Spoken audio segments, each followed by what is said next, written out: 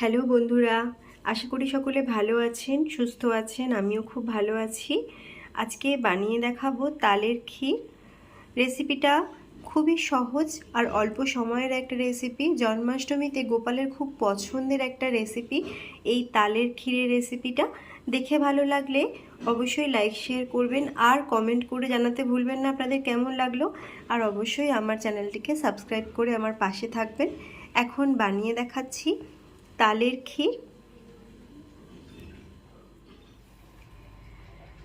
আজকে বানিয়ে দেখাবো তালের ক্ষীর। তার জন্য এখানে 1 কাপ তালের পাল্প নিয়ে নিয়েছি। কড়াইয়ের মধ্যে দিয়ে একটু নেড়েচেড়ে নিতে হবে।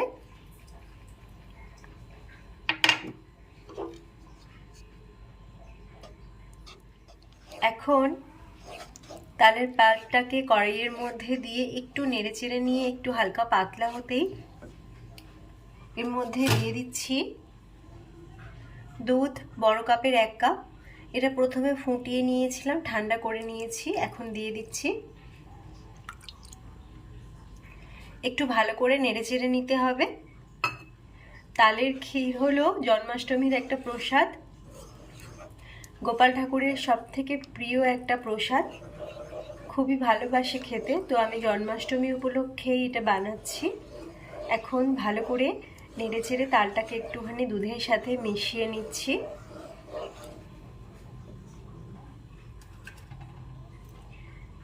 একটু নেড়েচেড়ে মিশিয়ে নেওয়ার পর এখানে ছানা দিয়ে দিচ্ছি। ছানাটা দেখে বুঝতে পারবেন 500 ml দুধের ছানা আমি বাড়িতেই বানিয়ে নিয়েছি।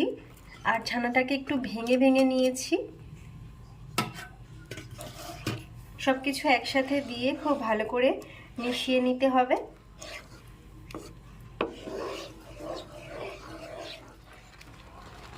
ভালো করে নেড়েচেড়ে মিশিয়ে নিয়েছি। 1-2 মিনিট মতো নেড়েচেড়ে নিয়েছি। ফ্লেমটাকে কমিয়ে এটা করেছি আমি। এবার এর মধ্যে মিশিয়ে দিতে হবে চিনি। মিষ্টির পরিমাণ নিজেদের মতো মিশিয়ে নেবেন। আমি 4 টেবিল চামচ চিনি নিয়েছি।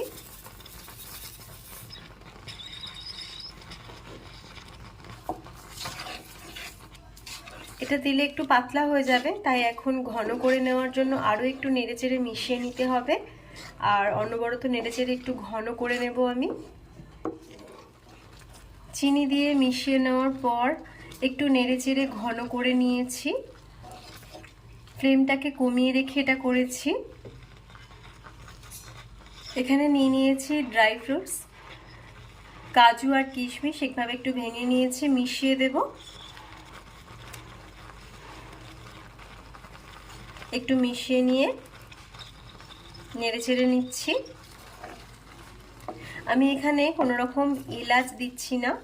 এলাচ গুঁড়ো দিলে তার একটা ফ্লেভার আছে। যেহেতু তাল দিয়ে রান্নাটা হচ্ছে, তালের ক্ষীর, তালের নিজস্ব একটা ফ্লেভার থাকে, তাই এতে আর কোনো রকম এলাচ গুঁড়ো মেশালাম না। এখন নেড়েচেড়ে নিয়েছি, এটা রেডি হয়ে গেছে। এবার আমি গ্যাসটা অফ করে দেব। তালের ক্ষীর একদম রেডি।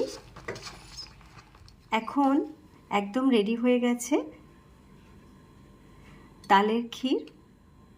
জন্মাষ্টমীর উপলক্ষে আপনারা এভাবে বানিয়ে নিতে পারেন। আশা করি আপনাদের ভালো লাগবে।